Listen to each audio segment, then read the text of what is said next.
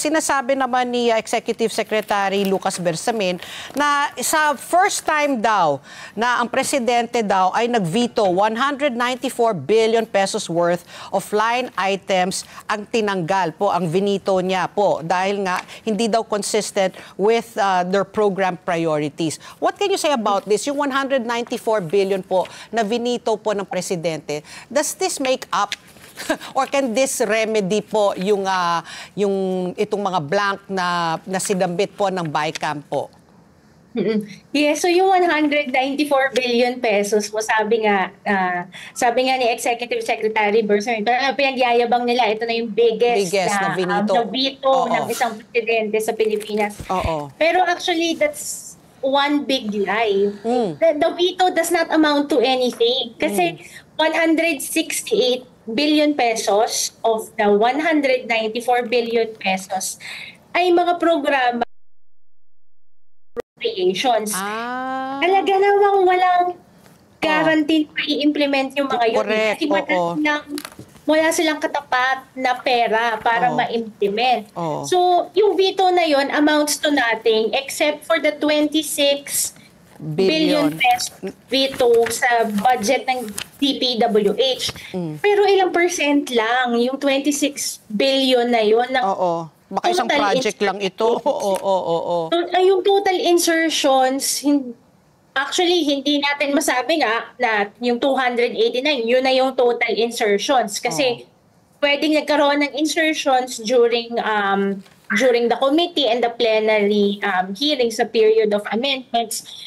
Pero dun sa BICAM report, ang malinaw na dagdagan ng 289 billion yung budget ng DPWH. So, napakaliit na portion. 26 billion, o parang 10% lang, or less pa. 10% lang siya. At ang mangyayari lang doon, ano ang mapapondohan? So, yung mga tingi lang na mga programa ng ibang ahensya na actually na-defund para bigyang daan ang pag-insert ng mga pork barrel ng mga legislators. Ang isa pa rin kasi nungalingan at dito talaga ako nagagalit ay yung sinasabi ng administration ay nag-veto sila ng mga line items na ito dahil hindi ito consistent doon sa budget priorities ng President Marcos. Una sa lahat, itong mga line items na ito ay nasa proposal nila sa Kongreso. Nasa original version ng budget. Bakit nila sasabihin ngayon na hindi yan align sa priorities nila? So ano ba talaga ang priorities nila? Tsaka, kailan pa po ba naging unnecessary ang 4-piece program, ang free tuition program, yung big ticket infrastructure projects, yung shares ng local government units, kailan pa ito naging unnecessary?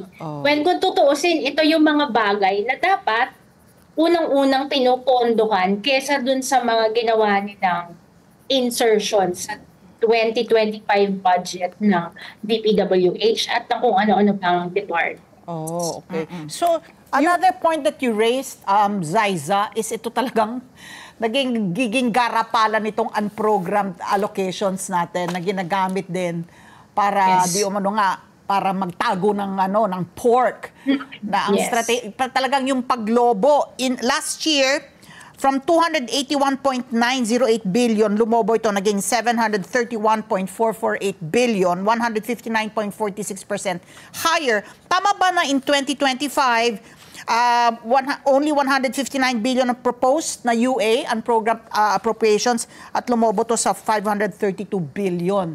So parang ang nangyayari, ano ba ang strategy ng paglipat ng pondo sa UA, sa unprogrammed allocations para ma-free up yung fiscal space, ikamo, no? At doon ilalagay yung pork nitong mga mambabatas. Pakipaliwanag sa amin yung ginagawa nilang yan.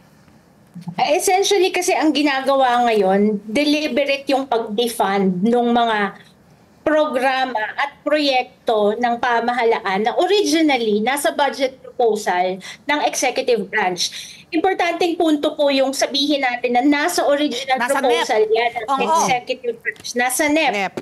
Bakit po? Kasi batay sa konstitusyon, yung presidente at the rest of the executive branch ang may function para mag-formulate ng budget. At dapat sinasabi rin ng admin code na consistent ito sa national development policies and plans. So, ang ginagawa po ngayon ng Kongreso, tinatanggal po nila yung napakaraming line items, either in full or in part, ilalagay nila ngayon sa unprogrammed appropriations. Yung unprogrammed appropriations, ito po yung portion ng national budget na walang kasiguraduhang pondo. Kasi hindi po ito bahagi ng original na tinatawag nating expenditure program o pagkakagastusan. Yung unprogrammed appropriations, originally, standby appropriations lang siya or standby authority to spend. Meaning, kung merong unforeseen expenses ang executive branch o yung mga ahensya, kung halimbawa po may malakihang kalamidad, magkaroon ulit ng pandemic, may magagamit na appropriations cover, pero may kondisyon. Ang sinasabi, dapat merong excess revenue, may new revenue, or may foreign loan. So, ganun po yung ginagawa nila. Anong mangyayari ngayon dun sa program appropriation? Siyempre, dahil maraming dinifund na line items at nilagay dun sa portion ng budget na walang guarantee kung mai-implement nga ba, marami din na-free up sa fiscal space. For example, 2024, 450 billion yung na-free up. Kasi yun yung amount na nilipat sa program appropriation. Grabe, 454. 450. Sa 2025 budget, 373, I believe. 373. Yes. So yung na-free up na fiscal space, yun ngayon yung pupunan nila nung mga pet project nila. Yun papasok yung insertions. 5 ahensya lang ang nakakakuha ng pinakamalalaking increases. And this is consistent simula 2022. DPWH, yung local infra project nila. Ngayon, tinatawag na siyang convergence program. Flood control project ng DPWH. Sa DA po, yung farm to market roads. Sa DSWD, yung AIX at yung AKAP. Ito po yung mga ayuda programs ng DSWD.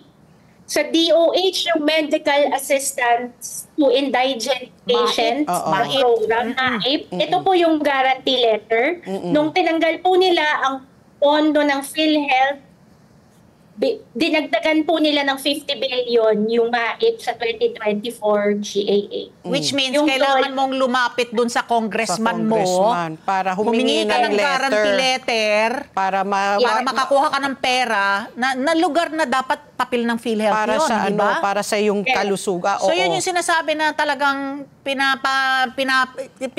pinapalawak at saka yung it perpetuates itong ayuda at patronage politics na may utang na loob ka sa congressman mo na hihingan mo ng guarantee letter para sa gastusin mong medical, hindi ba, Zaiza? Who is the fifth one, Zaiza? You mentioned DPWH, DA, DSWD, DOH. Sino yung panglima? Dole rin.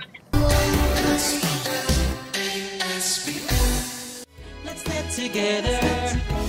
Sunday 25. Sunday 25.